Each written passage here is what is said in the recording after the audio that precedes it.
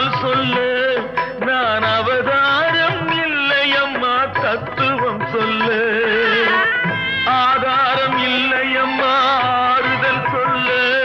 நான் அவதாரம் இல்லையம்மா தத்துவம் சொல்லு பரிகாரம் தேடி நீ எவ்விடம் செல்ல